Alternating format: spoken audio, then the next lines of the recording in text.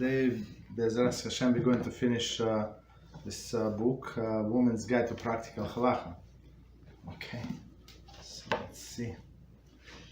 I'm going to start with the Sefer Chofetz Chaim.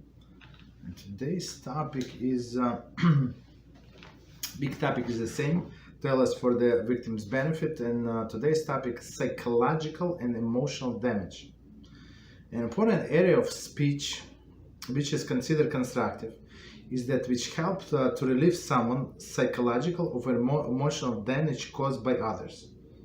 Right? It is permissible for anyone who suffers emotionally and psychologically to seek appropriate help, even if he's and if this involves discussion of people and events that would otherwise constitute Lashon Hara.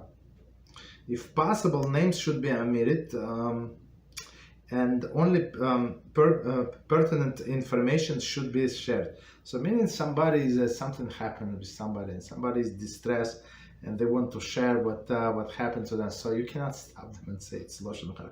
Of course there is Lashon Hara, so we're not allowed to listen, we're not allowed to believe, but you're allowed to listen. So because allow the person to unburden themselves. Of course, okay, so that's especially between spouses and sometimes kids, they want to tell you what happened, and you should listen. And but when you hear that that's enough information, so you try to turn it into constructive discussion. The Chofetz Chaim speculates that it may be considered constructive for a person troubled by the issue of to burden himself to someone, even if only to relieve himself of stress. So maybe whatever when the person discusses what happened is not going to help. It's history, right? But to burden themselves, right? To speak out. Obviously, this applies to especially difficult situation and not to daily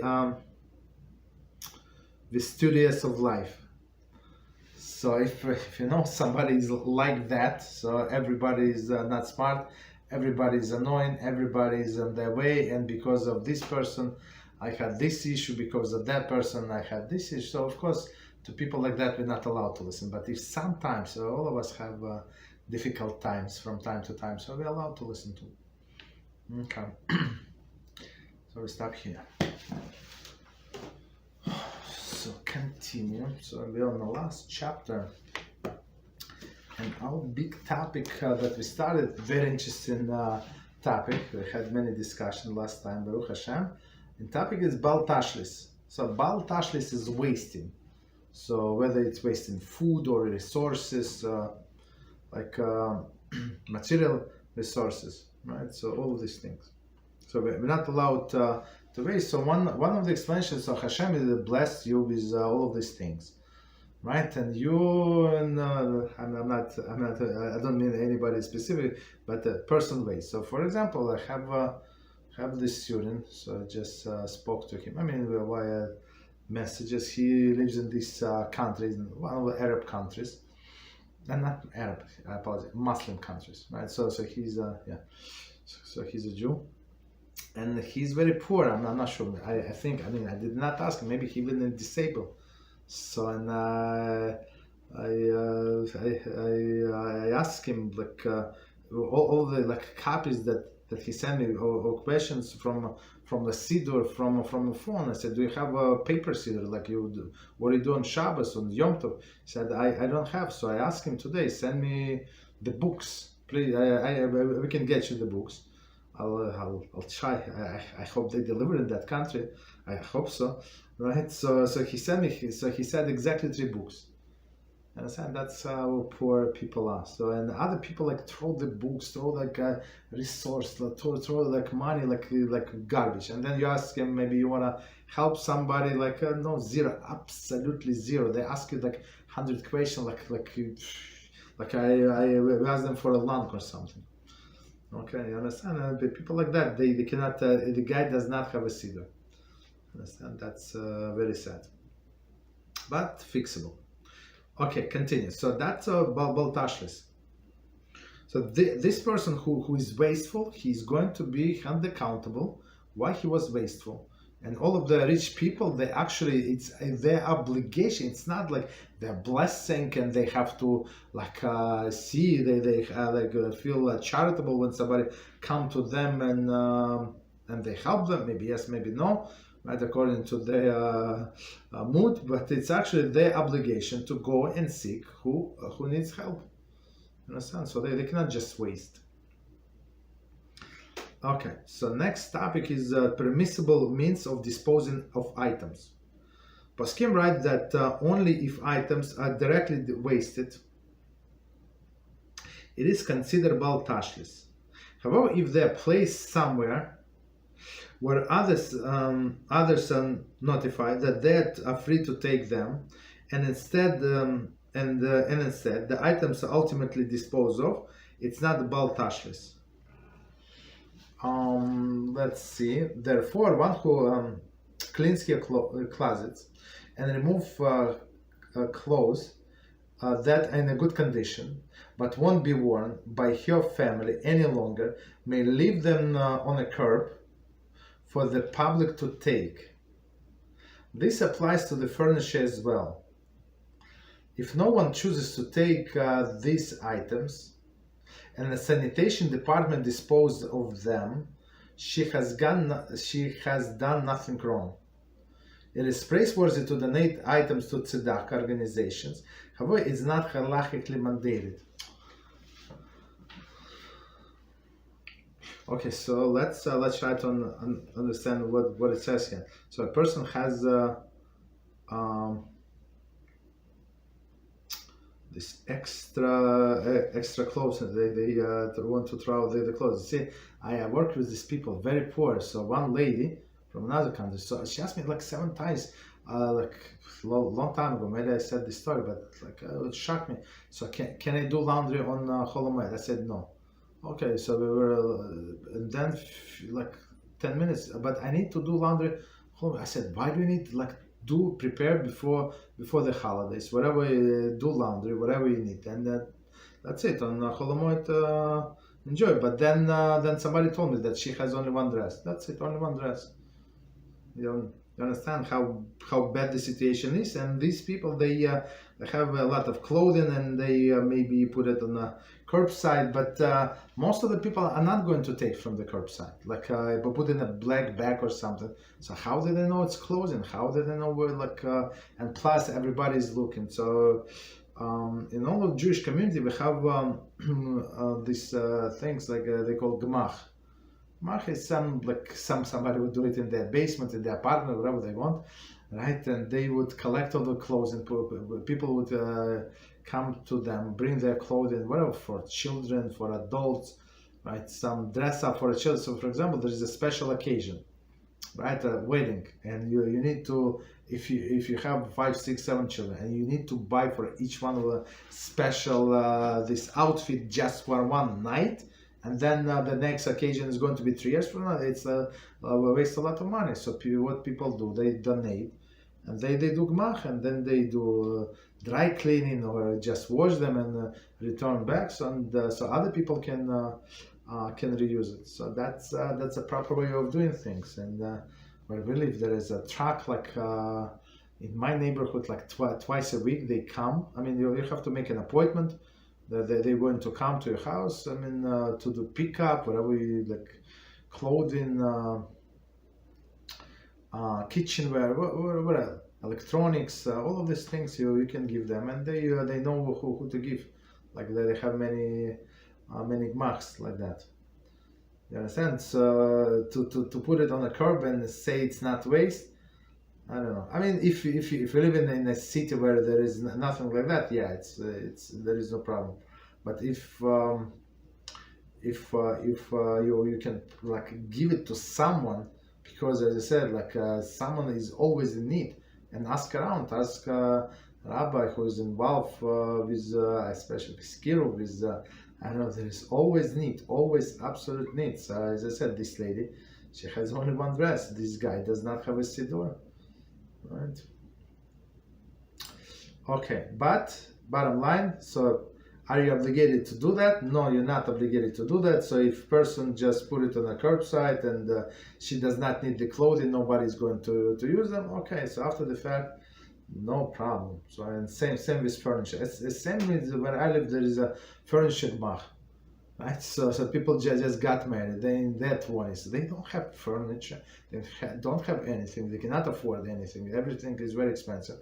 So they go to this gmach and get used furniture. So somebody does not need the furniture, or they sold the house and they don't want to carry the old furniture. So they do donate, and okay, just right. So maybe pay to the movers some. There's always the need. Continue. Next one: intentional destruction of food. It is forbidden to intentionally make food to become prohibited to be eaten, since the violation of Bal Tashchis. Okay, what's the example? When mistakes happen in a kitchen while preparing food, it may cause the food to become non-kosher and thereby forbidden to be eaten. Granted that these mistakes are unintentional, one should nevertheless use extra caution so that this occurs as infrequently as possible. Sorry, non-kosher kitchen, right? Bringing food into. Okay, so before we continue, so I guess we're talking here about basar v'chalav, mixture of meat and meat together. So if a person is not careful and they say, okay, yeah, who cares? So I'm going to throw out this food.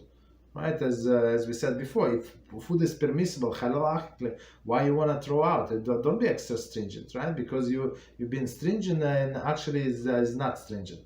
So if you have $5, $10, $20 to spare, so there are always need for this money somewhere else, right? Okay, right. So be very careful in the kitchen.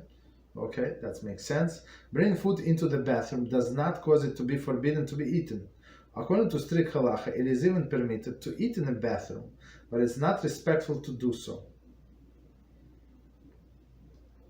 The blessing clause must be made outside of the bathroom.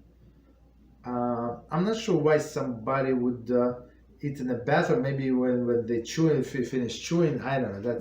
But it's not bringing food to the bathroom. Okay, I'm not sure why somebody would take a food in the bathroom. I'm not sure.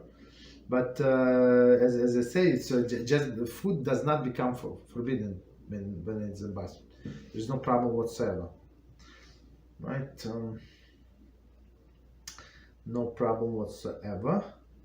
But the only issue with the food in the bathroom, don't say the blessing. That's it. That's the only problem. Okay, should you do it? I don't think so. Right, especially as we said before, if it would look disgusting for other people when you come with a sandwich out of the bathroom, so that food would be unkosher. Okay, continue. Monetary. Actually, before we continue, any questions on what you said?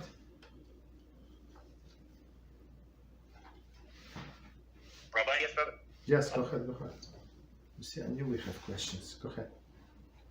So Rabbi, with food, we don't have to.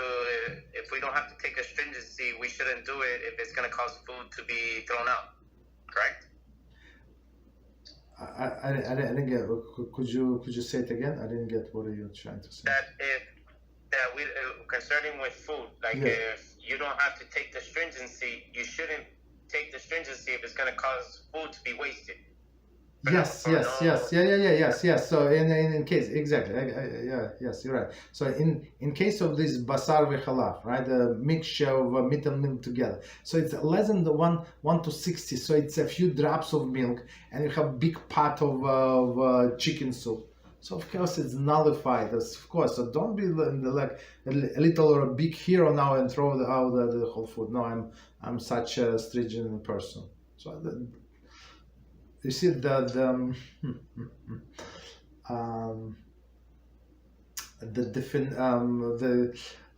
term that Halachah uses is Bal Nefesh.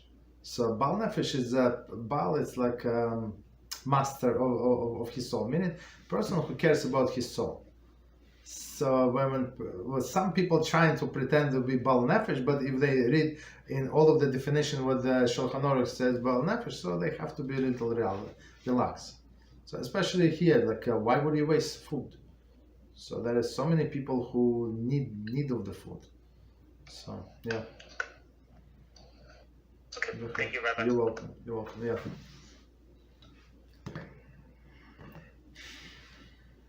Okay. Rabbi? Yes, go ahead. Sorry, go ahead. Bye. Sorry. No, as I heard some time ago that it was kind of frowned upon to, because of something mystical or something like that, it was kind of frowned upon to dispose shoes. I don't know if that's true.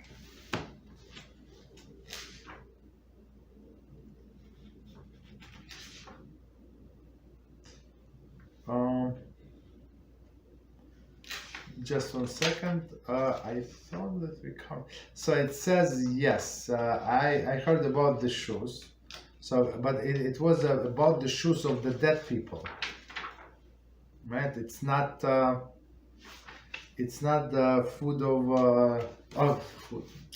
Forget about it. It's not. It's not the shoes of the living people. So you can then give your shoes to somebody else. There is no problem.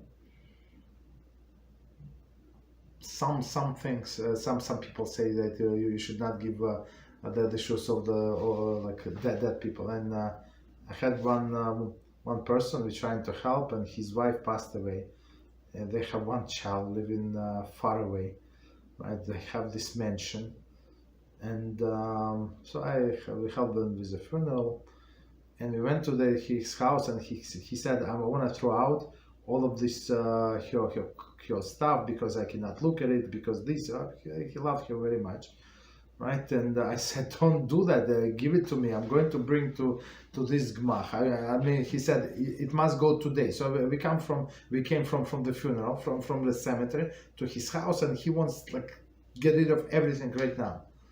So, and we start packing, my wife, other people start packing, I asked other, please help me, just bring to that place. And he said, I'm going to cut all of the shoes.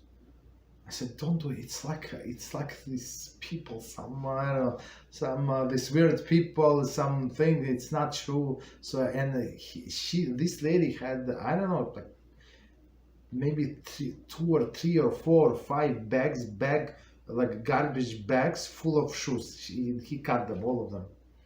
You understand? So after the cemetery, that's what the guy was doing. And we got 3 bags of bags, women bags, right? Of course, we checked the pockets, we found some money, give it to him, of course. But there are some of them were never used. You understand? That's how these people, empty people of spiritual life, that's how they live. But when we asked them, maybe they wanted to give tzedakah, exactly zero upon zero. You understand? So that's very sad. But about shoes, this guy was very, very makpid to cut all of the shoes that I told him, look, so many people, I mean, they're not kosher shoes with a heel, of course, cut them. But there were boots, women boots, cost 300, 500, I don't know how much, 800, I don't know, 1,000. They were rich people. So I said, don't cut them. Give it to somebody. Give it to some teenage girl. I mean, she would enjoy. She would not they look how they walk. Understand? But he did not listen. Very, very unfortunate. Okay. Rabbi. Yes. Thank you. Does it also depend who the person is while we're receiving the donation, or does it also depend on the type of person it is? No, he's going to throw out. He's a Jew. He's going to throw out these things, and so I don't know how many bags. I mean, I parked my car. So and when I came back, and then another person, his brother-in-law also helped me. I mean, that's only so many times I can go back and forth. I cannot have too many things to do. You understand? And the next day was a garbage pickup. So, but I'm sure many people, many women benefited from that. And if the person is a wicked person, does it matter? Or if they're righteous, does it really matter where we're receiving the item from, or does that play a part? I mean, is it? It's a very good question. So it's not money, it's some things. So maybe, I mean, if they if they wash it, if they do, I don't know, like the dry cleaning or something. So I don't think there is some spirituality affected, attached to these things. But if it's from idol worshippers, for sure we shouldn't receive any idol. Oh from no, them. no. I mean, yes, you're right. Yeah, for idol worshipper, yes. But this was not religious Jews. Oh, no. Thank you, Rabbi. Yes, you're welcome. I mean, very, very unfortunate situation. So I don't like ask anybody, but when I see people like to waste so much money, like these bags, I'm not sure. My wife, she knows better. She said that these bags, I think, she said, I don't remember the brand. She said it's maybe start from $2,000. That bag. I don't know what brand, but whatever. We brought everything to this place. I don't need these bags. I don't need anything from these people. But other people who do not know, let them benefit. Okay, so continue. But you see, she did not take any bags with her. Not this I don't know, 100 pairs of shoes. Maybe 100 pairs. Some of them were with tags attached. Very, very sad.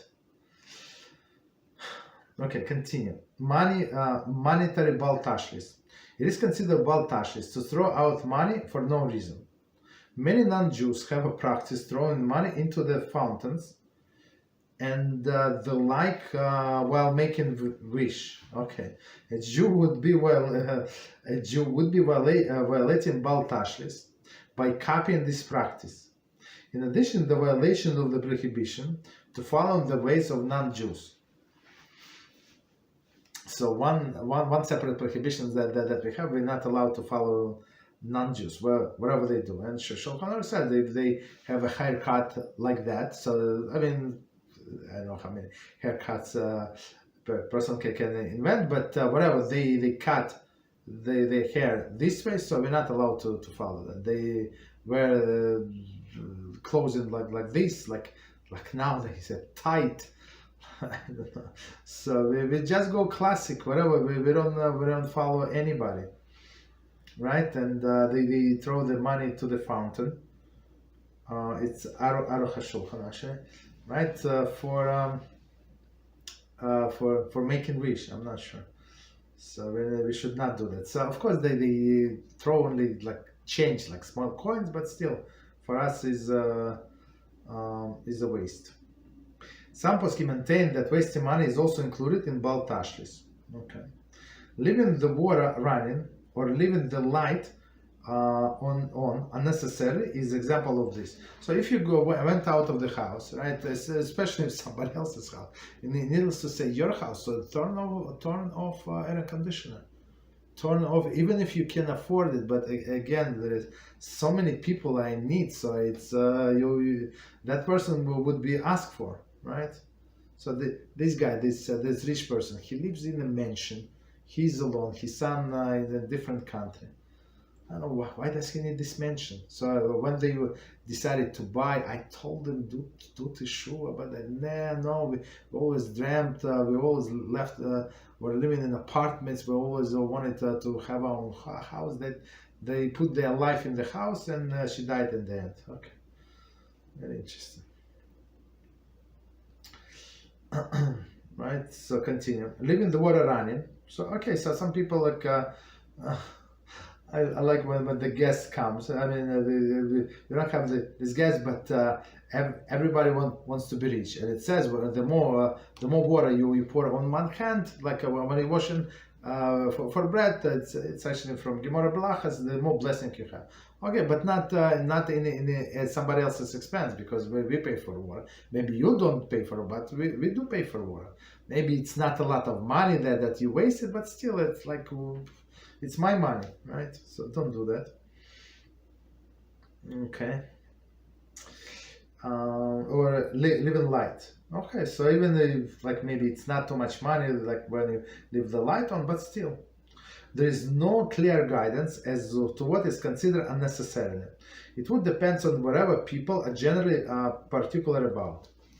Okay, maybe some light, like a night light, right? So, for example, so people can go to the bathroom in the middle of the night, so it would not be an issue.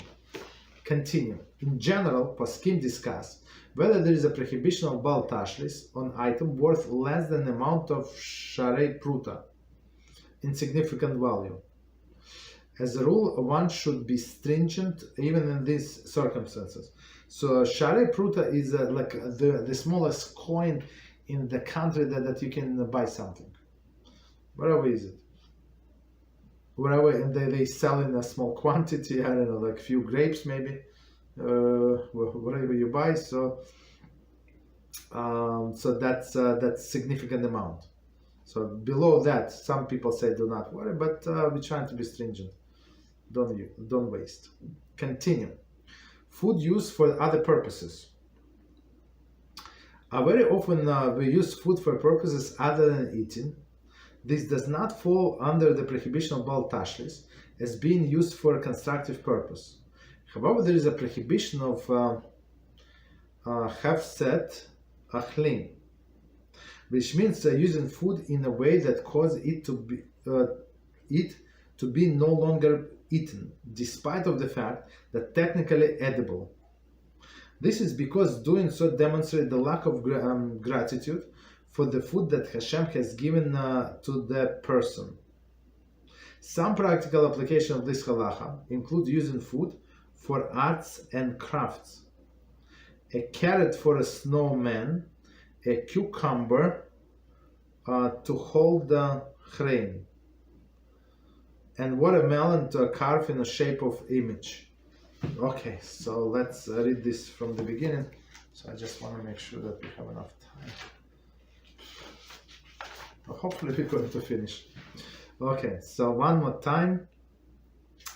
So we discussed here when food is used not for a purpose of eating, and after they finish it, so like most of the people not going to eat it, even though the food is technically edible. And the example is used for arts and crafts. Carrots from snowmen, like for kids, right?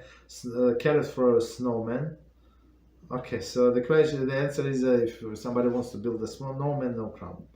Okay, cucumber to hold chrein. I never heard about it, but probably they carve it. I'm not sure how is it help. Maybe it's not going to be as sharp. I have no idea. Watermelon to carve into the shape or image. Technically, this watermelon is edible, but I think when it stays like outside, like on the air, like for a long time, so now it's not as tasty. Okay, that's the way I understand it.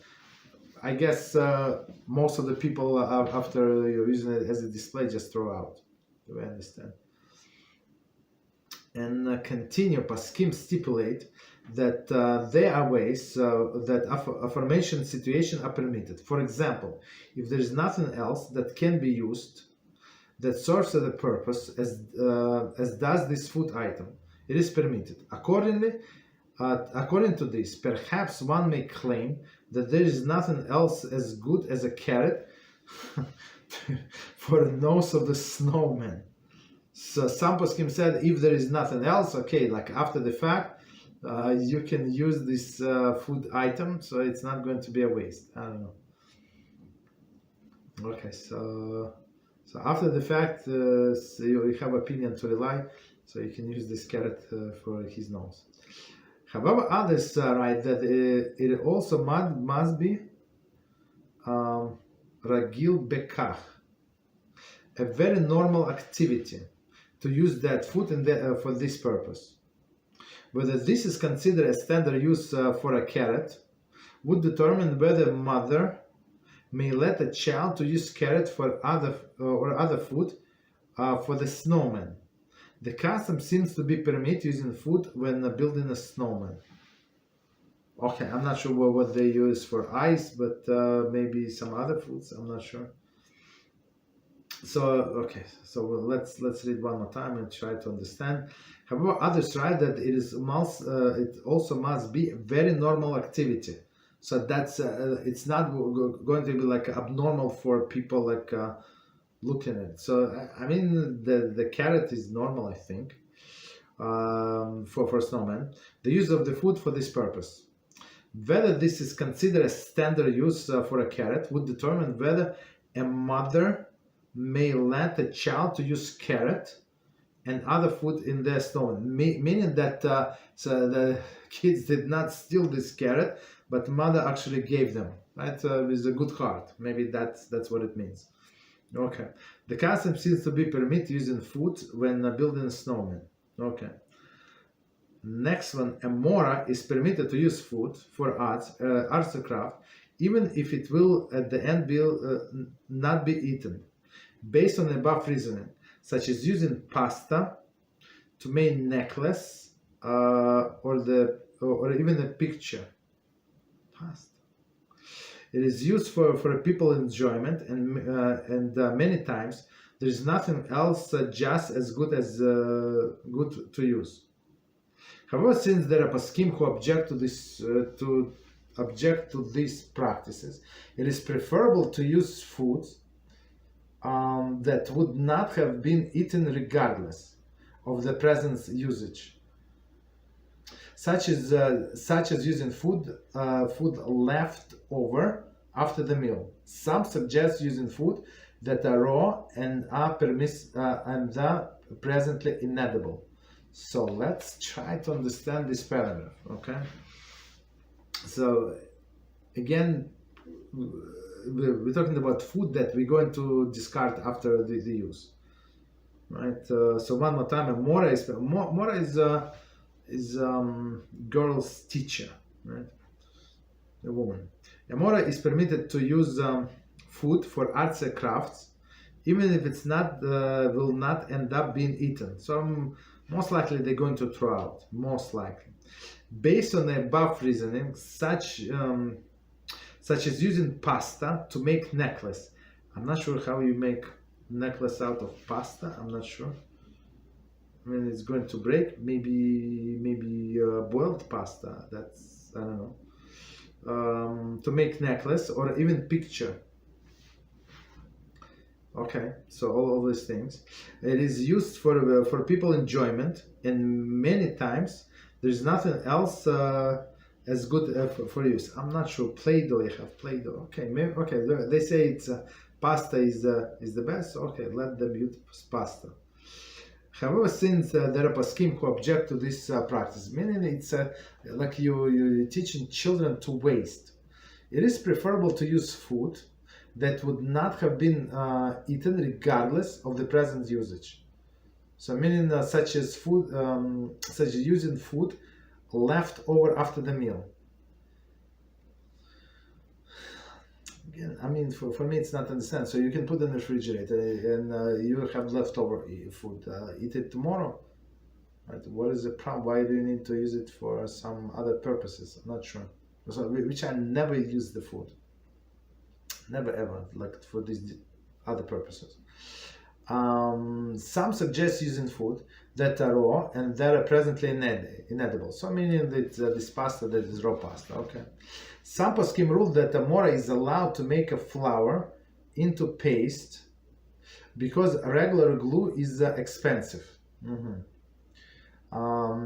It is as though there is no other valid option.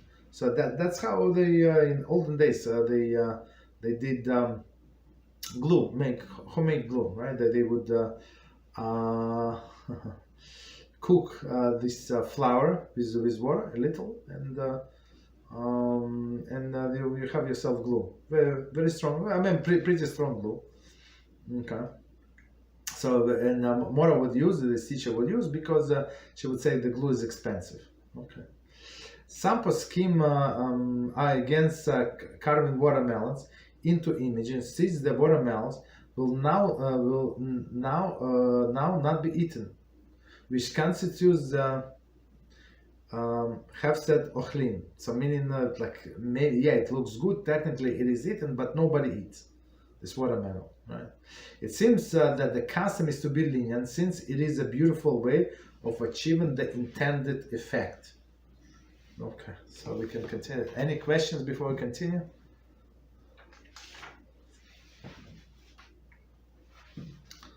Okay, So that's food. Okay, so next one, feeding pets. The Gemara cites an opinion that is considered hefsek ochlin, to give animals feed for human consumption. So they consider it to be waste, right? To give animal the food that feed for human consumption. This is relevant both to those families that have pets and those who go on outings to the petting zoos, where the children are allowed to feed the animals. Okay, so it's whether it's your own pet or somebody else's pet, right? So Gemara says it's not good, but if you can eat the food, why you would give an animal? So animal can eat much cheaper food, right? The custom is to feed pets food that edible for humans. This is because some maintain that we do not follow the opinion of Gemara. Additionally, if pet food is more expensive, one is permitted to give human food to one's pets. That's I like this reason much more, right? If pet food is much more expensive, so it's not like you're wasting food. It's you pet, you must feed it, so you feed something with cheaper food, which is what you eat. Also, food that will be thrown away anyway, such as leftover, may be certainly given to animals. That's for sure. So leftovers give to animals. So if you're going to throw them away, okay. Or it's a second opinion that it's cheaper. It is well known custom to put out food for birds during the week of Shabbos Shira. Originally, the custom was to feed them. Wheat kernels, but that were not fit for human consumption. Another option is to use the old bread that would likely be thrown away in any case. That's very interesting. So tell the truth, I did not know this detail. Very interesting. So we have Shabbos Shira. So what is Shabbos Shira? It's when we sing the song, right? And what happened on that week? So man fell, and two people, right? They went to the desert and they spread the man on Shabbos to show that it's actually what Moshe said, that on Shabbos they're not going to be man. So and birds came and ate everything, right? And as a reward for to these birds, so Hashem said you have to feed them these wild birds. Right? I'm not sure who said. I don't want to say it. So we have this tradition. I don't think Hashem said, but we have this tradition to feed these birds. But they say eat them these wheat kernels. I mean, these wheat kernels, I think are very expensive. It's much cheaper to give them bread. But they say, okay, we'll get them bread. There is like old bread. Not fit for human consumption, or like you have much fresher bread, you would not eat this stale bread. So give them that. Okay. So it would not be waste. Okay. So next one is Bal Tashchis regarding bread. Halachah mandates that bread must be treated more respectfully than other foods. One is permitted to discard pieces of bread smaller than kizayis. However, doing so is liable to cause person to become poor. Since it is so, only when the bread is treated disrespectfully, one is encouraged to put all pieces of bread into the separate bag and then dispose of the bag in a bigger garbage bag. Okay, so let's read this from the beginning and we're going to explain. And I see many times people, I'm trying not to look, but even from me not looking, I understand what's going on. So one more time, Halachah mandates that the bread must be treated more respectfully than other foods. So the bread is a staple food, and we say special blessing before and special blessing after. That's how important this food is, bread. One is permitted to discard pieces of bread smaller than kizayis. But if somebody wants to lose all of his money or her money, that's a good thing just to throw out the big pieces of bread. Right, more than kizayis. So kizayis is 1 ounce approximately in grams, 28 grams, plus minus. Okay. However, doing so is liable to cause a person to become poor, meaning if throw on the bread, not a good idea. Since this is so, this is so only when the bread is treated disrespectfully, meaning that person would become poor. One is encouraged to put all of the pieces of bread into the separate bag, right? Put it in a separate bag, and then dispose of the bag in a bigger garbage bag. Okay, so put it in in a clean shopping bag or something, like any bag, and then put it in the other bag. That's a very, very respectful way, and that's how we actually dispose of, for example, kippah. You allow to, don't throw directly into the garbage. Put it in the wrap in something, right? Or put it in a bag or assemble talis. So you have small talis katan, so you cut off the tzitzis, but this the talis itself you can put it in the garbage, of course, in a respectful way. The same way as this bread. Another area where bread is treated more stringently in regard to throwing food. One is permitted to throw all foods except bread. I'm not sure. I mean, some food like a banana, you want to throw somebody banana, apple, or soda or something. Okay, but bread we do not throw. Except bread, as long as the food will not thereby become repugnant, it's subsequently not eaten. Maybe apple is going to fall, I don't know, or something, right? So grapes are going to fall, or nuts are going to, if it falls on the floor, nobody's going to eat them, so you're not allowed, right? However, regarding bread, one is forbidden to throw it under all circumstances, even if it will remain completely unaffected. Right, so some people in some communities that's what they do. They rip bread by hand and throw the piece. That's so. But okay. Therefore, when passing bread or challah to others, care should be taken not to throw it. This is especially true if Shabbos meal, but the mitzvah is done with a challah. So what do you do? Like we cut in pieces. Put it on a challah board or put it in a plate. Well, you just put it down and let the person take it. He took the whole plate, right? And whatever the whole plate. Took one per piece for him and pass it around the table, or put it like in what we do. We put if a lot of people, for example. I mean, we didn't have for a long time, but when we had a lot of people, we would put like in a separate plates in the middle of the table, and everybody can take for themselves. Everybody can reach. There is no problem. Okay, you don't have to throw. You don't have to hand the bread. So the handing of the bread is a problem with like a bad sign, because people who is in the morning, so we put a piece of bread in their hands, right? But still not allowed to throw. Okay, continue. Throwing foods. You just said, okay, I don't know, throwing foods. There is a well-known custom to throw a food item at the Hassan when he's called to the Torah during Ofruv. This is permitted, but caution must be taken that the food are prepared in such a way that will remain completely edible. Some have a custom to throw bread in the water during tashlich. Okay, we're going to explain. Many refrain from doing so.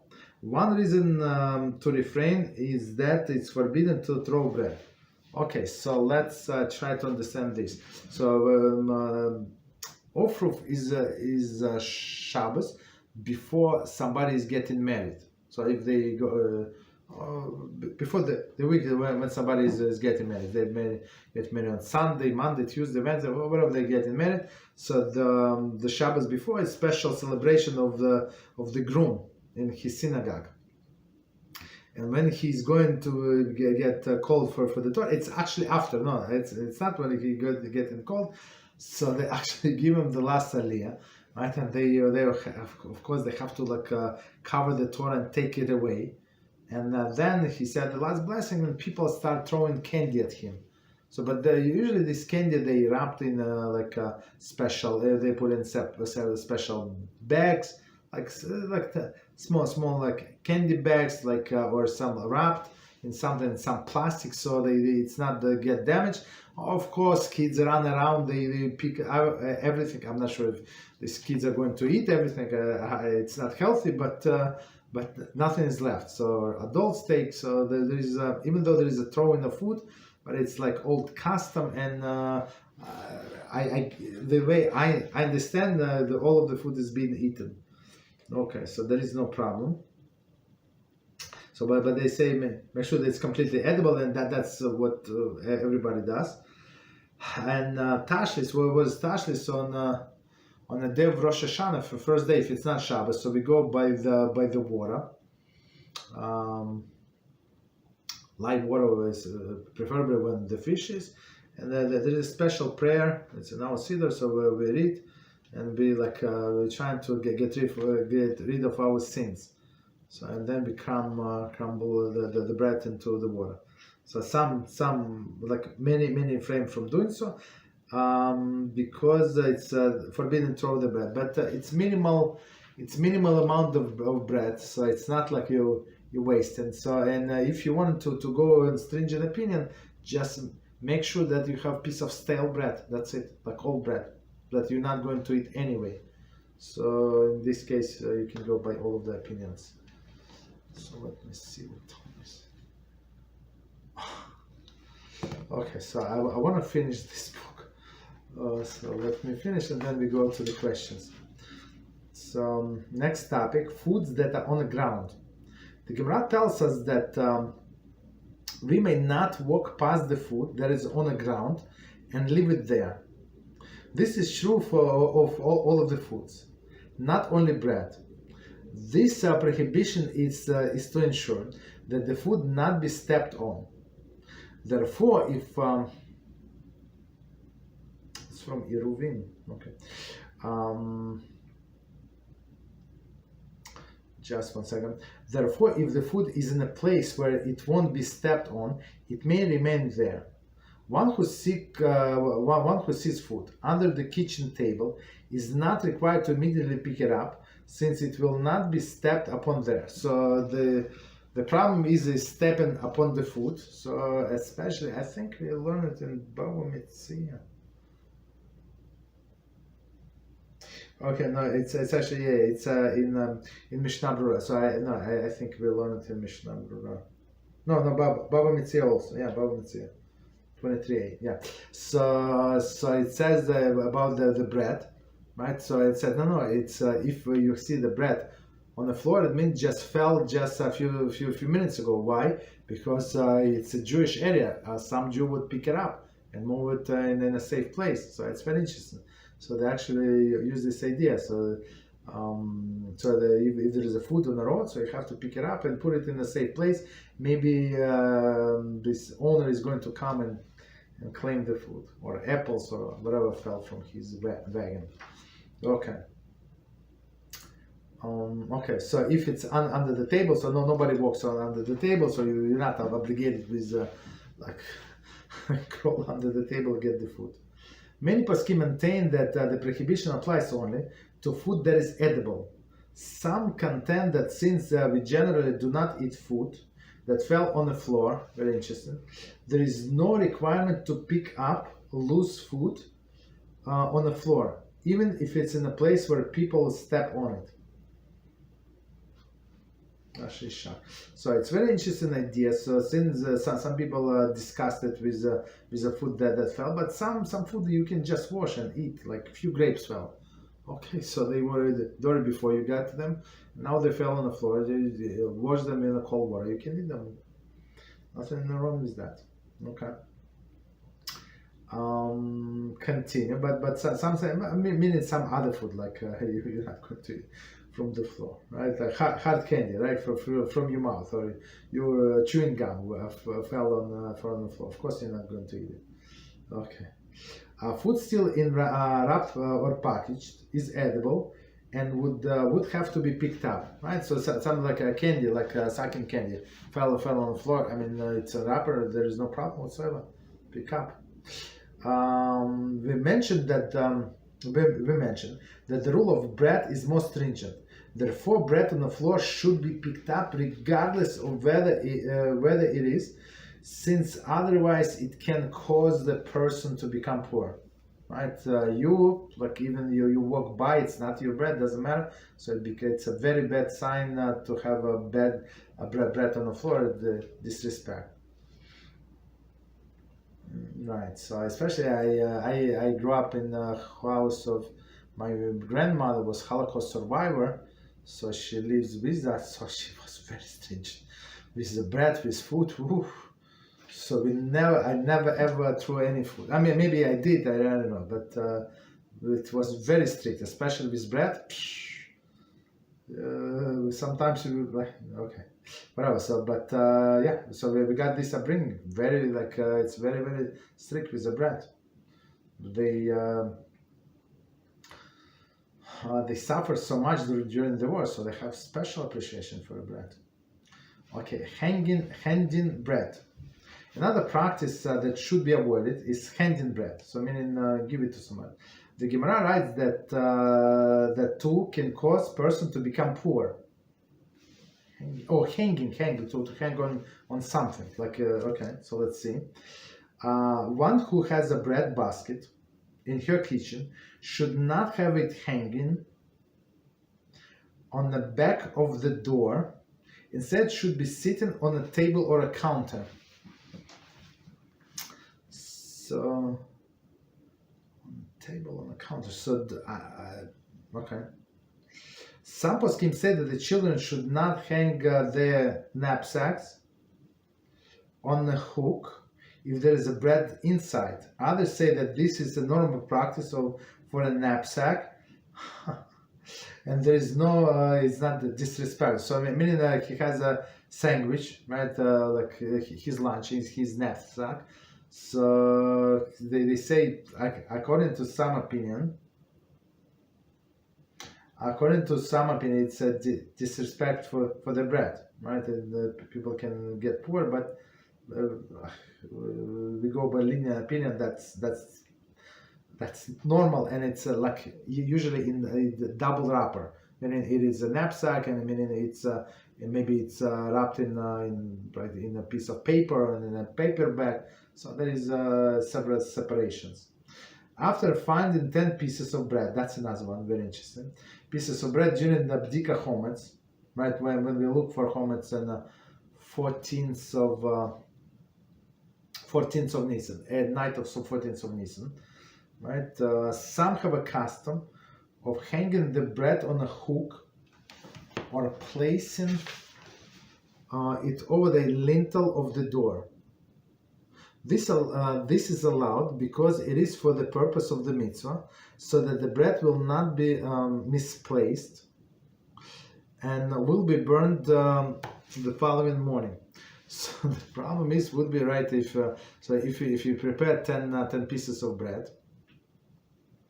10 pieces of bread, so it would be problematic if you did not find all 10 of them. So it's proper if for somebody who is hiding to write down, don't let kids do that, because they'll forget, they played for, right? So that's not good. You have to adult, let's say, wife of the family, hide these 10 pieces and write down. But people, and of course you're going to burn only next morning, right? So they say put it in a lintel. I'm not sure why on a lintel. So we usually put it in a place where we're going to burn. Have this barbecue, right? This grill that we're going to burn. So we leave it there. So not to have it in the house. Okay, so and he said that this is allowed because it is for the purpose of the mitzvah. So hanging is a problem. Okay, so that the bread will not be misplaced and will be burnt the following morning. I'm not sure why you need to hang. You can put it in some container and on the countertop. I'm not sure about hanging. Some families have a custom to keep the piece of fikaman, matzah, hanging over the doorway as a way to remember the exodus of Egypt. This is also allowed because it is a mitzvah. So we finish this book. Okay, so it is also a mitzvah, and if you go, Beezrat Hashem, you should all go to the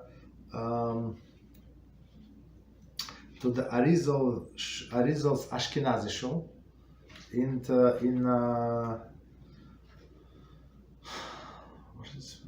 Tzfas.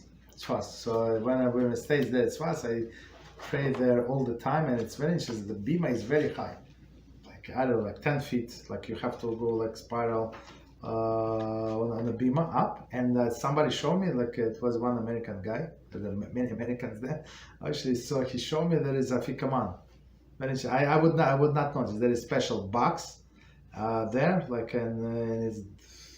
but this box, it's not like glass completely, so it's open. So I guess the mice can go birds can find that, but that's what it is. All right, so thank you very much. So we finished the book, and next time, Beezrat Hashem, we're going to start loss of tzedakah. So a lot of people heard about tzedakah, and they heard like some separate things, some separate halachas, how to give, whom to give, like what is the priority. But our goal is to go in all of the details and see the priority. Of course, in every priority has exceptions, and we're going to go Beezrat Hashem to all of the exceptional cases as well.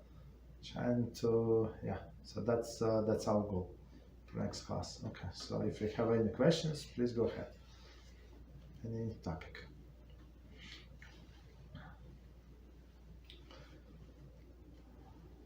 Any topic. Okay, so we go to Daniel then. Rabbi? Yes, okay. Oh, okay, Daniel, we put you on hold. Yes, okay, but we're going to get back to you. Yes, okay, go ahead, please. Somebody else. Yes, go ahead. Yes. Shalom, Kabbalah. Thank you. It's about the last question I made about the plastic container that can be used for when we don't have two spaces for the sink. One for meat and another one for milk, for dairy. So I didn't explain myself well. I wasn't talking about a surface in the sink, but about a plastic container, a full plastic container. And I made some sketches. Perhaps I can show you. Yes, yeah, I saw them. Yes. Okay. So we have the plastic container, and on it we in a hypothetical situation, we can make a hole on it, and this plastic container is almost the same size of the sink, but it's a little bit. It's a bit little, just a bit for feet and the sink, and use one for meat and another one for dairy. That would be possible or not? So did you do it yourself or you bought it? No. I actually we have a sink with two spaces right now, but we are moving, and the most probably situation is that we have only one thing, and I am thinking about that. Perhaps that could be problematic. So, but is it so the easiest way before we go to all of the hardware? Is it possible for you to buy that your own sink and just replace whatever is there, or it's too much work? It's too much because the owner is another person, and we are not allowed to. That's it. Got it. So and most likely I'm when I was saying actually I'm I thought about most likely you would not be able to take off the faucet because it's rusty, because it's old. So okay, so the problem is, I'm going to explain what the problem is, and let's get everybody involved so everybody understand what we're talking about. So we have a sink, right? And we actually, where I live, they use it usually on Pesach. So even though there is no problem to kosher the sink, there is no problem whatsoever. You just go with hot water from the top in a circular motion, and then you go to the bottom and then you kosher the whole sink. There is no problem whatsoever. But some people, for whatever reason, they try to be stringent. Don't ask me. So there is actually this sink, like what we just discussed, and like plastic, the different size, and they put exactly, it fits exactly perfect. Don't need to do anything. So the issue is, but I think they would still kosher the, or like at least wash with the soap the bottom. What is the problem? The problem is the bottom of the sink. So because the water is going to drain, I understand. So for example, you have this insert, they call it insert into your sink for daily. Okay, you wash for daily, but still the water is going to go on the bottom. So most likely the daily water is going to touch the bottom of the sink.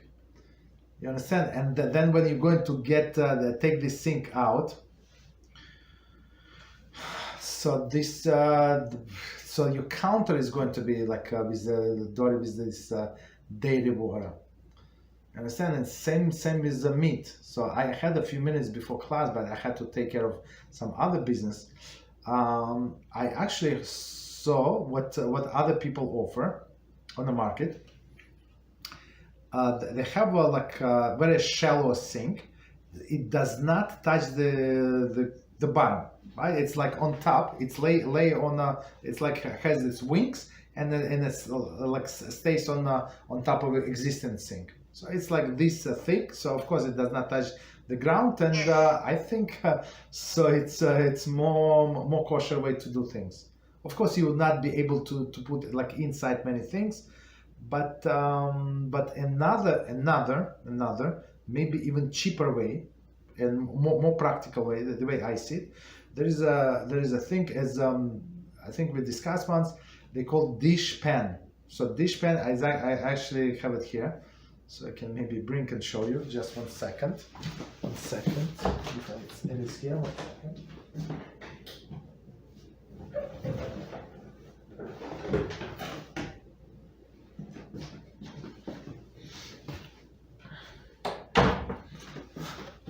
So here we go. So it's a container like this, and this thing.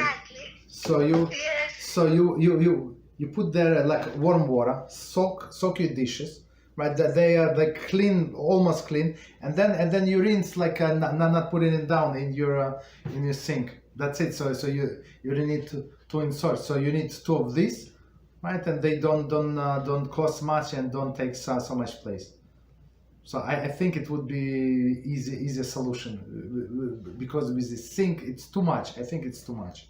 That's perfect, Rabbi. Yes. Thank you. Okay. See, I haven't. It was not planned, but we use it things for many things. It's not expensive, and many people. It's actually when that's what we learn in the Shabbos Halachah. So you allowed to put the warm water, and you can cover with something, right? Before Shabbos, and put dish detergent before, and then when you finish it, and you're not obligated to put it on a counter, you're not obligated to put it in a sink. You can put it in this dish pan, right? And it's going to be soaked. So after Shabbos, you would wash it like 1 to 3, and it's not going to smell, and it does not take place. So it's very, very convenient, and especially in olden days, that's what people did, right? For sure, like in 30 years ago, 40 years ago. So that's what everybody were doing. That's absolutely amazing. Yes. You're welcome. Yes, you're welcome. So I think it's cheaper, and like with this insert, it's too much, and it like I saw them. First of all, they're not cheap, and it takes too much space. Okay, so and this would be the fastest solution. Okay, so that's good. Thank you, Rabbi. You're welcome. Okay, so what else? Tell us. Can I ask something? Yes, please, go ahead. About this? So I am not understanding this because I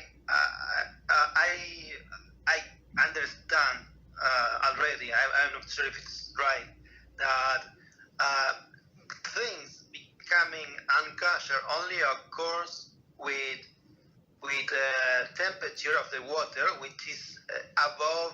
I think the term is yet selected. I don't know the other. Yes. So how can the sink can become unkosher? No, it's not unkosher. It's with as you said, with Yatzel Disposing, it's going to absorb the taste of whatever you're going to wash there. You understand? So if you're washing meat dishes, so now your bottom of your sink is going to be meat. You understand? So next time when you want to wash your milk dishes, so you're going to like on put it on the bottom. So it's going to be mixture of milk and meat together, for sure. That's what we learned last time about splatter on a side of the pot. I mean, but it's a general idea, but it's exactly the same idea here. But I don't understand why someone would wash dishes or other things in the sink with so hot water, because it is dangerous. I mean that's I'm in our house. I'm the one who always washing the dishes, and I mean after Shabbos when it's a lot of dishes, I always do that, and I always do it in the gloves. So there is special dishwashing gloves, and I always listen to the classes. So I don't waste 1 second. So I always enjoy washing dishes. Like then it's much faster when you do it with the hot water, much more productive. That's it. So and sometimes when I take my gloves and touch the water, it's hot. It's like so burning. But when you in your gloves, you don't feel it. You don't care if it's going fast. That's what I want. You understand? Okay, go ahead. Sorry. But would it be better to wash with the water with a temperature that is not so hot? What would be better to do? I mean, if you wash it even not with such a hot water, so still there is some residue, like some sauce, some meat gravy, let's say, right on the bottom of the sink. So you're not you. I mean, a person is not very careful to wash the sink after every washing of the dishes. You understand? But so you have some leftover, and then you put your meat your milk dish, and then you since it was only on top, so you wash only on top and forget the bottom, and that's it. So there is some meats that got stuck to the bottom. You understand? Okay. I have another question, but this is another topic. Okay, go ahead, another topic. Yeah, go ahead. So, what does it mean that a Jewish soul can reincarnate into a non-Jewish body? Which nation specifically? Because there are nations that are commanded to be destroyed, like the Canaanites and the Amalekites. So, or just it means that only will reincarnate into an allowed nation like Edomites. Yes. Yeah. I mean, I mean, you answer your questions. Yes. Yeah. So it's a punishment for a soul, meaning that the soul did not want to be Jewish, and we know a lot of clowns like that, right? And other people are dying to be a Jew, and these clowns then they spit at it. So that's my heart is boiling. Right, and as a punishment, they say no. It was this environment, that environment. So, and as another chance or last chance, so it would be allowed to reincarnate in non-Jewish body, with the condition that it's going to convert and go through a lot of tribulations. You understand? So, and that's what's going on. So this person will have like a special connection to Judaism. So everybody, like I know many people like that, from nobody. They live around anti-Semites, but this person loved the Jews, and they know about Judaism more than many Jews know. And it's a special. So of course they like many of them in some countries they lost the documents. They don't have the documents. They don't have a proof because of the war. I mean, from European countries, right? They trying to hide that they're Jews. They pretend that they're Christians. All of these things, but you see that most likely that person is a Jew. Okay, like there is no documentation, but most likely they're the Jew, right? So let's say if it's not, the person is not a Jew, so that's his or her opportunity to become a Jew. Right? That's there's a punishment. It is a punishment, but it is an opportunity as well to fix it. It's like tikkun, what they did not do last time. So they spit when they were given it as on a silver platter. So now you have to deserve it. So at any case, it would be that this only possibilities with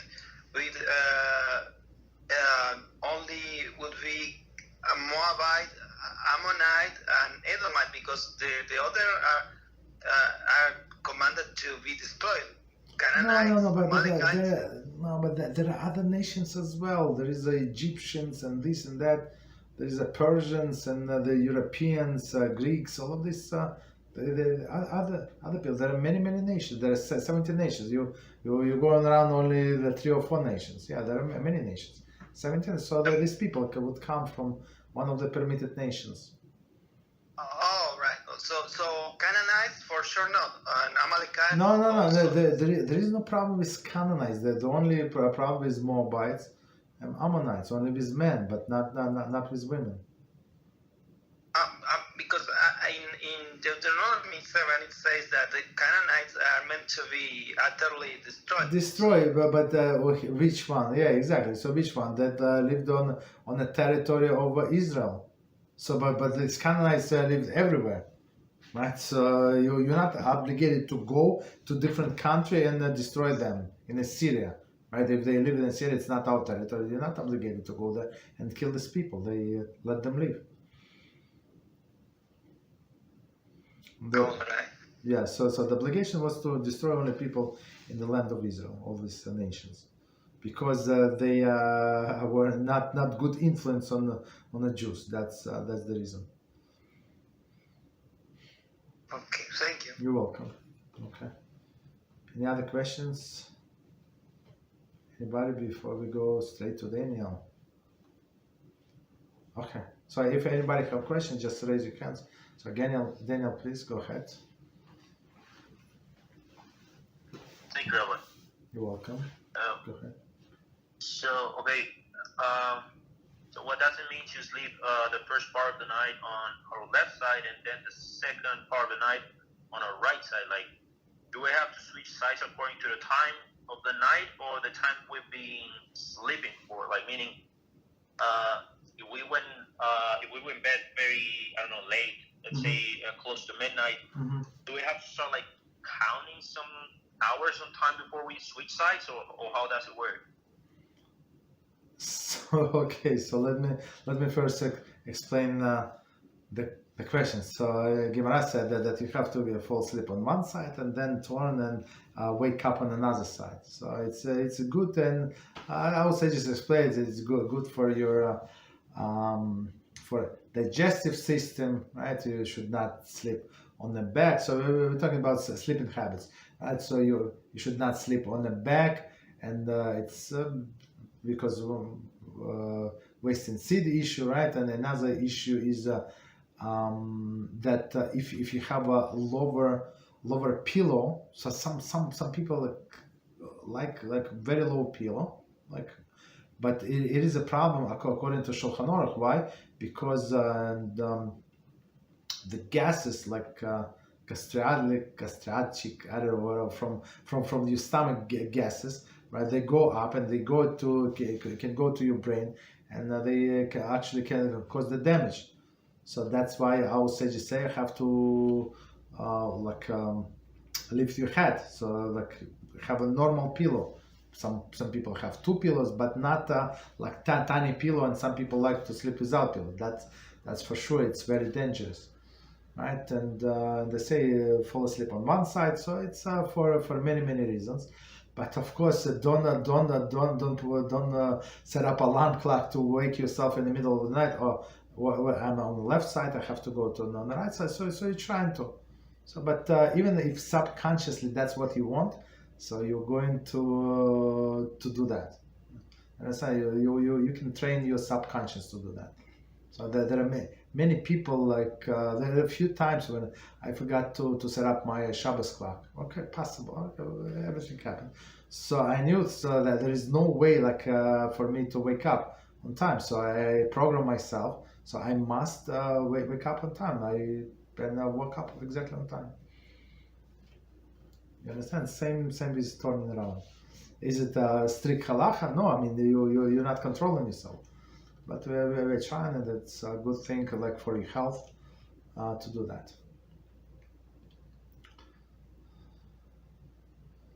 Thank you, Rabbi. You're welcome. Okay. So is it problematic? Would it be problematic if we start with the right side instead of the left one or something like that? Or so the thing is, because you have heart from on the left side, so don't put all of the pressure on the heart when it has to pump the blood to finish digesting the food. Right? That's why Rambam said you have to finish all of your last meal like three hours before you're going to bed. Of course, you can have snack, water, and like tea, whatever, but the main meal has to finish before. Why? Because again, all this stomach needs some rest. Right, and when it's full stomach, so our blood has to like pumped continually. So, and if you're going to lay on the left side, so you apply more pressure on the heart, which is not good.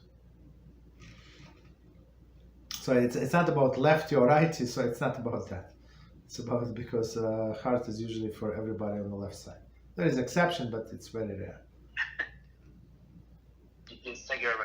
I thought there was because of something spiritual or the like. Because I'm very particular with my diet, and I stop eating like mamash like 8 hours before going to sleep. Like the last bite of food that I get is like 5 in the afternoon, like 4 sometimes. I'm single and I have to take care of it like thoroughly. So I don't know if in my case, my personal case, I would be allowed to start with the right side, because I sometimes feel like it's very uncomfortable, at least for me, to start sleeping on my left side. But I don't know if that would be problematic. I mean, at least in my case. If you cannot fall asleep, but it's all you have to remember. It's all in our mind. So if you try it, like to tell, okay, that's halachah. So right, that's halachah. I want to follow the halachah. You say it I don't know how many times, and you're going to fall asleep. You're going to train your body to anything.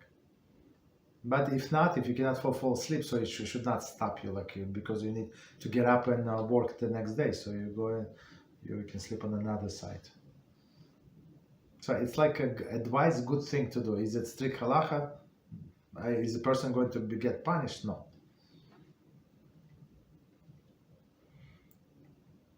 Thank you, Rabbi. You're welcome. What else? Okay, so this was in regards to converts. So if sicknesses have like a root in the soul, does a person that converts get cured from his diseases after getting like a new soul, after going through conversion? Okay, can you give me one example? It would be easier, please. Yeah, let's say someone has like a chronic disease. I don't know, someone has like something in the liver or something like that. I don't know. Okay. And then he goes through conversion. He gets a new soul. Is he gonna get cured from that disease because of getting a new soul? I don't think so, because the body stays the same. So of course, the physical disease, of course, they're connected.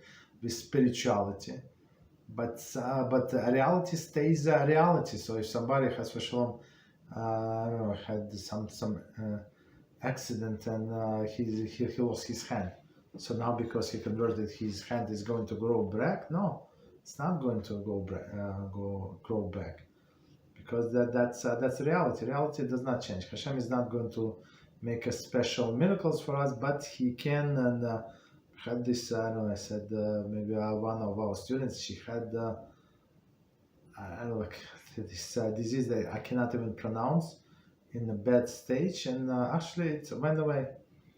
Right, we pray for her, we try to find doctor, this and that, and but we prayed. She did a lot of Kiruv. Baruch Hashem, it went away by itself.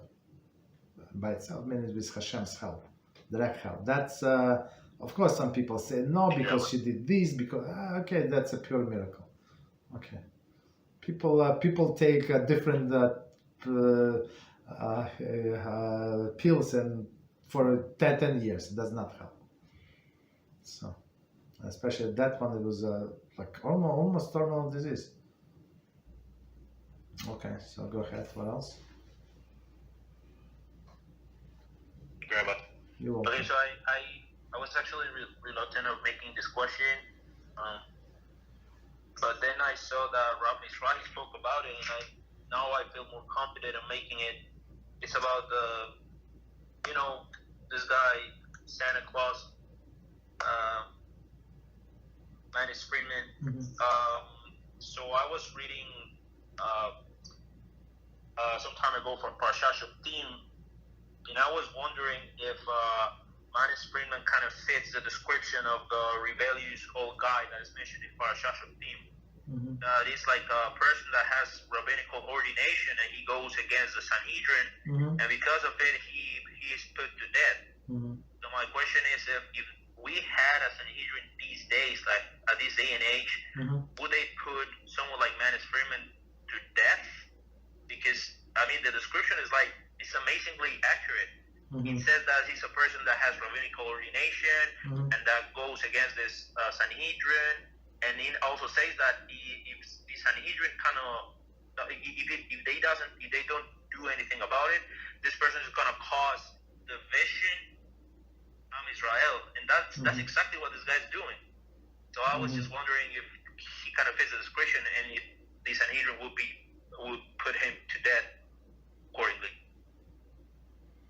So it's not such a simple thing to put somebody to death. So he has to go against some Halachah that Sanhedrin said yes, and he would say no, and he would continue teaching.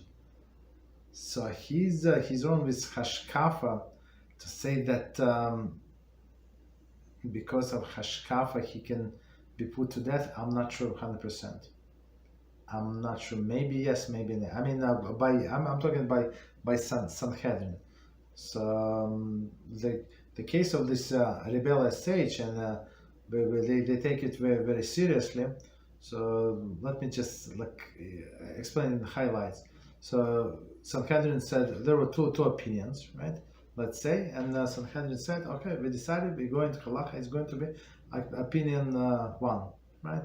So and this guy said, okay, opinion 1, but he continued teaching the Halachah according to opinion 2, right? So and today, if you think about it, so there is many people say, okay, Shulchan Aruch says, and if you want to press my red button, so there is some clowns. They use a Shulchan Aruch, Rav Yosef Karo, who was learning with Angel, as one of the sources on the one side, and some Shmendriks on another side. You understand? So and he, this Mr. Smart from today, so he decided Halachah according against the Shulchan Aruch. You understand? So the people like that, for sure, the rebellious sages, for sure. And it was actually Halachah to not just execute them whenever they were found guilty, as with every other case. With every other case, So I think this Sanhedrin not allowed to go home, not allowed to go to sleep until there is the verdict. Why? Because this person, he's in pain, he's suffering, he does not know what happened, right? He's going to live or he's going to die. Okay, if he's deserving the death, just tell. Okay, just send him to death. If he's must be acquitted, so acquit him. Don't let him suffer.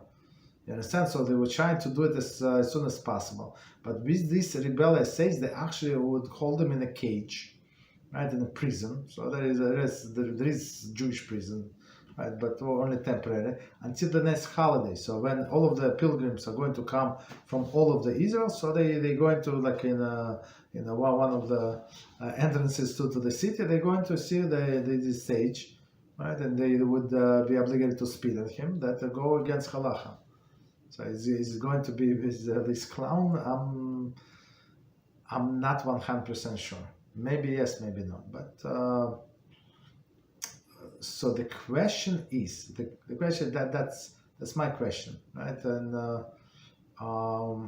he misled so many people, but these people wanted to be misled. You understand? They had it in mind. Like if you start telling me this is nonsense. Okay, I'm not going to listen more than 15 seconds. But these people, whatever his followers, and he have, I don't know how many followers he has, they want to be misled. And they have access to the same books as we do. You understand? And if they read the books and see that he's contradicting these books, right? And they can still follow him. The problem is with them, not with him. He's an old clown. You understand? So the problem, don't let these people go so easily as well. You understand? So Hashem said, whoever is looking for the truth, I'm going to give him the opportunity to find the truth. And on one of our channels, we're actually working on the main channel that have this interview with Teshuvah, fancy schmancy, okay, with small channel. Right, so we do the series Voices of Our Friends, right? Voices of Our Friends, and there is one guy, one guy that we preparing his video, like his voice, like with the video for this Wednesday, right? So and he actually, so I listened to him. I had to check the subtitles and stuff like that. So I listened to his recording. And he said that he was born somewhere deep in Russia, someone in the village. Nobody like speaks one word of English. You understand? I'm not sure if it's there like a laundry machine there. I don't think so. Like in all the like faraway village. And this guy, whatever many bad things, like terrible things happen in his life, and at one point, not to go crazy. Right, so he was, I'm not sure, I don't remember how old was he, maybe in teenage years, I think in teenage, so he decided to teach himself English, right, and this guy, so he of course, he was amazed, like with the English, with the speakers, and the first speaker that he heard was some actually Russian rabbi, but then he switched to English, so it was Droka Sota, and this Manis Freedman, two people, and he said after this, listen to this kosher Russian rabbi, Asher Kushner. So Shlita, he's very big, right? So he said, I saw like these people contradict. Like he finished Miss last Sharif is that he said it's contradicted. Like I do not understand. Like I was nauseous. He said I could not sleep. I was learning from that rabbi for a year or whatever he was learning. And now these two clowns, they contradict and no sources, like nothing. This Asher Kushner, he reads from the book. This source, that source. Okay, so that's very commendable. Like he's absolutely kosher rabbi. We prayed for his refuah, actually, right? And then he found our channel, Rav Yaron Reuven Shlita. You understand? He started listening to him, and And he said that's how it all makes sense. It fall into place. All of the doubts, all of these things that I have from teenage years, from these clowns. So everything the truth became so much clearer, so crystal clear. And this guy was looking, and he said, I was looking for a truth. He said I had the headaches. It did not make sense to me. How it does not make sense how one says this and one say the opposite, and this opposite does not make sense. It's not God. You understand? And he found the truth. It's actually one of the guys who helping us. You understand? So it's other people not so blameless who got stuck with this clown. Okay. So what else? So they would keep it, and they're going to execute him on a holiday. On a holiday for everybody, the whole maybe on the Chol Hamoed. I said maybe on the Chol Hamoed. So for the whole world to see, all of the Jews see. That's what you get going against rabbis. You go against Shulchan Aruch. Rav Yosef Kare is not good for you. Ramah is not good for you. So that's maybe we're going to keep you in cage and then execute as a little pig. Okay, so we have to accept majority, the holiest of the holiest. Sometimes we decide halacha like that. Okay, halacha like that. Who am to argue? I mean, it's so simple. There is so much to learn in the Torah. The way I see it. Why would you go against this great Chachamim? What is the point? Who cares about your opinion? Okay. Okay, go ahead. What else? Java. Yes, I was just curious about it. I don't want to sound as if I want someone to I don't know, put in death or anything like that. I as I said before, I want everyone to do tshuva. I was just curious about it. Mm-hmm. So my next question is about Pirkei Avot, Mishnah 8. One of the parts of the Mishnah says that while the litigants stand before you, consider both of them as guilty. This is just a part of the Mishnah. Mm-hmm. And of course, in the commentary, it says that while the trial is in process, a judge must be skeptical of all the litigants, as if they were evildoers. This allows him to remain objective, to establish the authenticity of all statements made to the court, and to ferret out the truth. Mm-hmm. So I was just wondering. I have some insights in regards to this commentary. Since all of us, we don't get to be actual judges in a court, like an actual physical court in this world. We're actually judges of our own selves and ourselves inside our head, within regards to our deeds and our thoughts. So I was just thinking, one way of looking at this would be that this litigants would be perhaps some thoughts that we have in our head, where we haven't when we're dealing with a dilemma, and we have two ideas that do not go against the Torah or anything, but we don't know which side to take, which idea to act upon. So I was just thinking if we should do what the Maharal says here and judge those two ideas both as guilty, and do not act upon them until we have proper guidance or something like that. Mm-hmm. I mean, do not act upon anything until we have a truthful, reliable verdict. Mm-hmm. I don't know. I was just thinking. That's what actually. I'm not going to repeat everything that one. It's actually whatever you said. It's clearly. I am learning in my morning group, Nechtav Meliyahu, exactly what you're saying. In all of the details, of course, it took us a few months to cover it, but I think we discussed it before. I mean, I said before, every person is biased. And the Talmud says that a person cannot see obligations or deficiencies in themselves. Cannot. Simple. Right, and if person has some physical desires, some physical deficiencies, some physical attractions, so he would be biased for sure. So to say that we can decide for ourselves not to be biased, it's very far-fetched.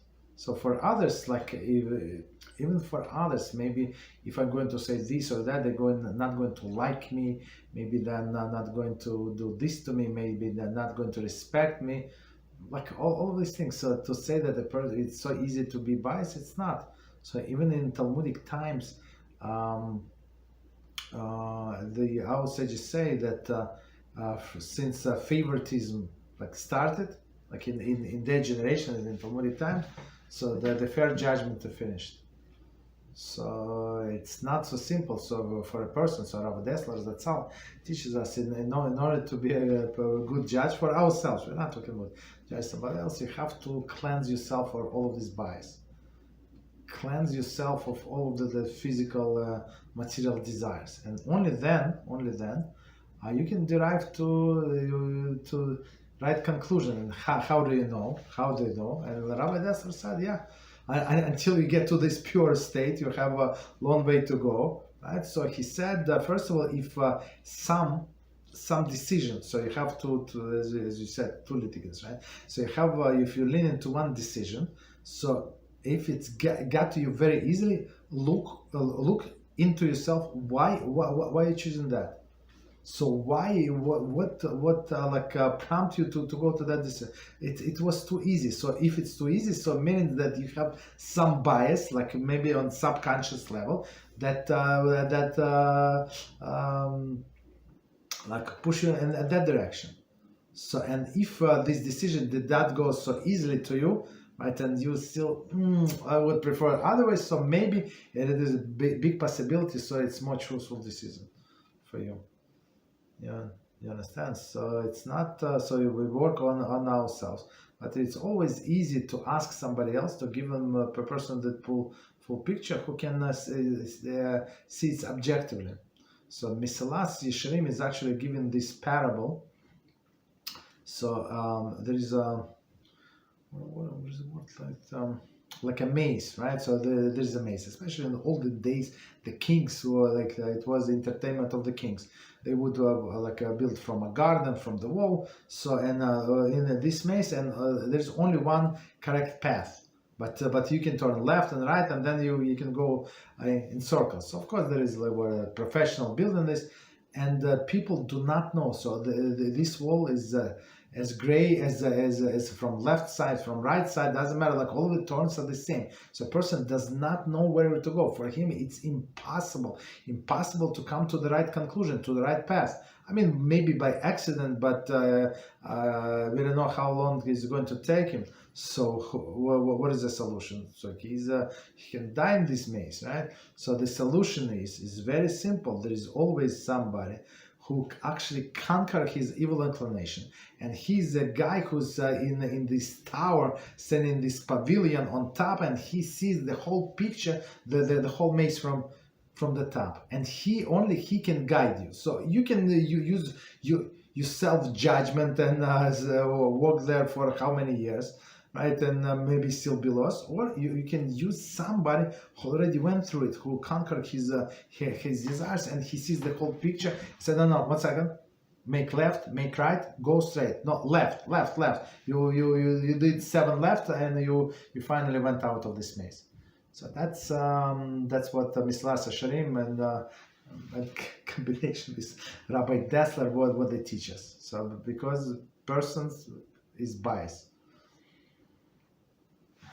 Okay, that's the short answer, but I mean, I like to cover this book. I like to cover many books, but if you want to buy it yourself, Rabbi Dessler, that's mind-blowing. All of his ideas. So, and he's he passed away. He was taken was Nifter, right, in 1954, not so long ago, I think, or 60, not so long ago. But his idea, the pure Musar, he's he related to Rav Israel Salanter through his, I don't remember how, to a few generations from him, but they're from the same family, intermarriage to each other. Yes, that's a great personality, great Musar book. But I would say it's not a good idea to learn it by yourself, because the language he's using, language like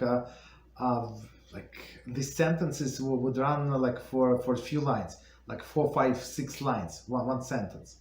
So you have to apply like simple language, but not so simple ideas. But when you get it, you're on cloud 9. That's for sure. That's Rabbi Dessler.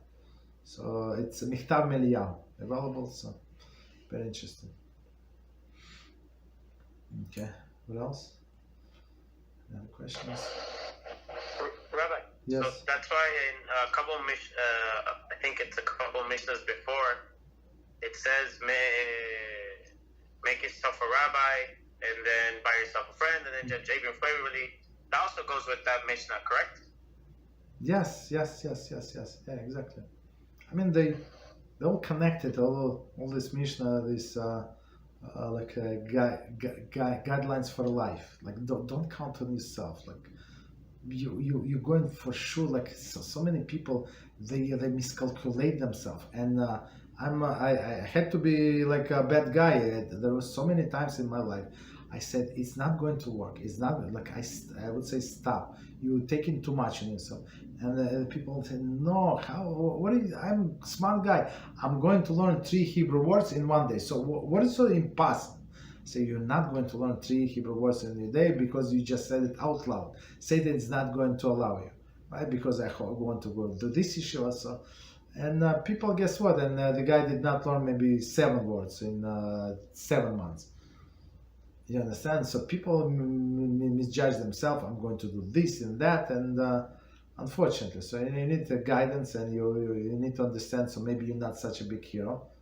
So maybe you're not going to finish everything as you plan to, like you plan to finish, and that's it. And just follow the guidance and be happy with whatever achievements. As actually on Monday I also learned Pirkei in one of the classes. So in chapter 6, I started chapter 6, and then chapter 6 it says that reward is going to go according to your efforts. So that doesn't matter. Like some people are very smart, some people not so bright, but they invest a lot of brain power and a lot of their energy into this learning, and they get in a greater reward. Absolutely, right? And they get more same reward that this genius person who learn 10 times more than a simple person, because this simple person use much more energy, much more like drive to learn these things. Yeah. Okay. What else? Or let's. Yes. Go ahead. Thank you, Rabbi. I have a question about modesty. It's a bit longer. Okay. Can I do? Yes. Go ahead. Please. Thank you, Rabbi. Some women that sell mitpahat online, I only have seen online, and other women that teach how to arrange the mitpahat. I just have seen 2 of them, but it makes me very uncomfortable because they say that using the mitpahat can cause losing hair, which is totally a lie. I have used mitpahat since a couple,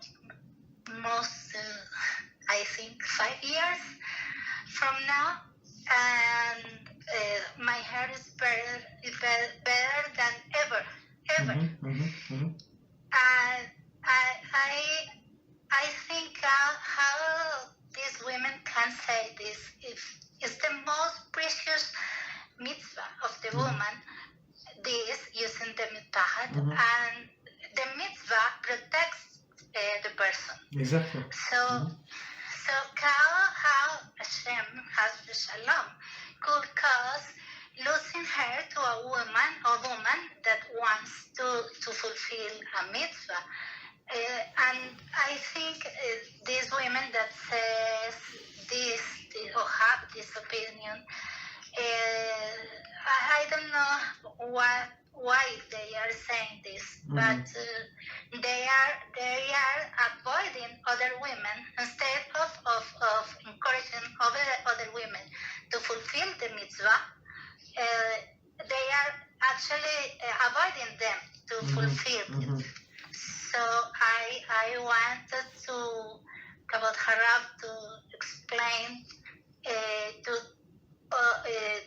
women that can hurt these other women that sell mitpahat, that not hear them, because they are teaching something wrong. Okay, Thank so you, Rabbi. yes, yeah, you're welcome. So it's a very good question. So first of all, we know that it says do not count. Don't count your money. Don't count these things. Why? Why? Because the blessings is in hidden things.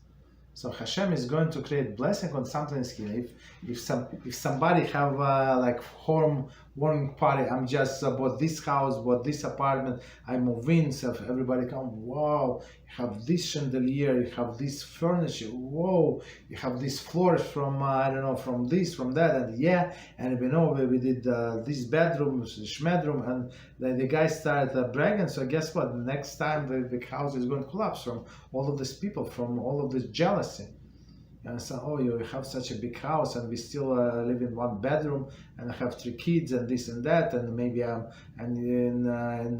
wife said, you know what? Actually, we are more deserving than they to have this house, and how come Hashem is, that's not good. So you're provoking other people, and same as women. So if whatever you keep in the private, and allow only your husband to see, because he's Baal, right? He's in charge, right?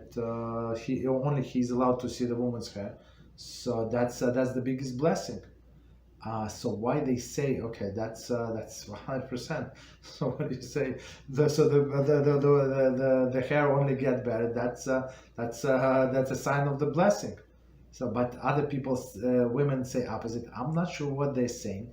But I want to say something, right? Somebody asked us about this mitpachat, and this lady said that she had the delicate skin, this irritation, this whatever the special skin condition, right?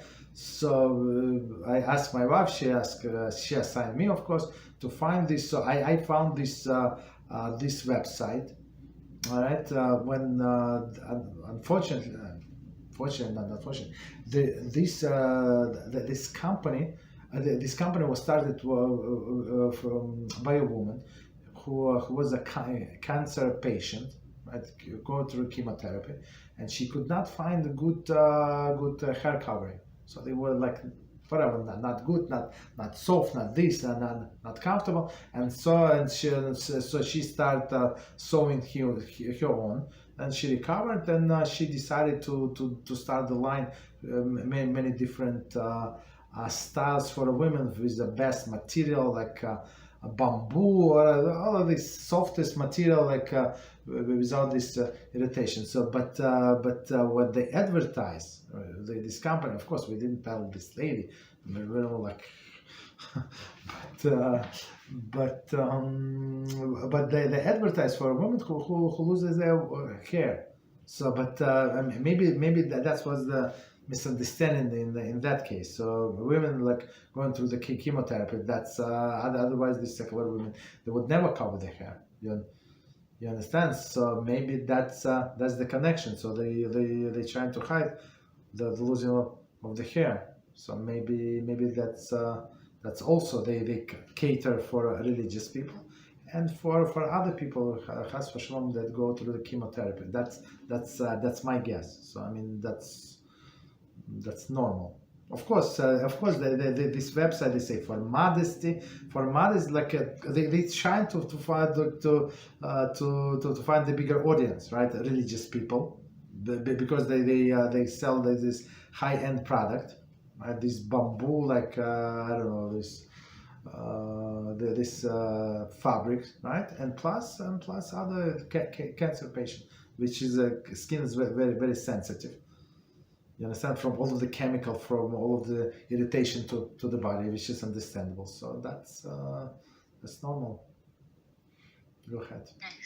Yes, thank you, Rabbi. The people that I have heard say this is healthy, are healthy. They have no issues, and that's terrible, because these women don't see the beauty of the mitzvah, for me, in my opinion. And they still have to try to encourage other women to fulfill the mitzvah. But they warn the other women, okay, you are going to put the mitzvah hat, but you are going to lose her. That's terrible. They say that does not make sense. Maybe some like synthetic things that do not breathe. There's some materials that are not good. But if you use some natural, the cotton, this or that, that's actually good for the skin. So I'm not sure. And plus, you're not wearing it the whole day. You're not obligated to wear the whole day. I mean, if a woman is in office working outside, yes, she's obligated. But if she's home, she's not obligated. So unless she needs to go to the store, this and that, throw out the garbage, check the mail, yes, she would put in the mitpach. But otherwise, there is no need for her to have her hair covered in the house. You understand? So it's not the whole day. If she work in office, yes, or somewhere in her job, yes, she would require. But why would they say the hair fall out? I'm not sure. Thank you, Rabbi. You're welcome. Strange people. Okay. All right. So I guess let's stop here. And we continue tomorrow, Beezrat Hashem. So prepare your questions. And tomorrow we're going to continue with Kitzur Shulchan Aruch. Thank you and good night. Same time. Thank you. Good night. Thank you. Bye-bye. Good night, Rabbi. Good night. Bye-bye.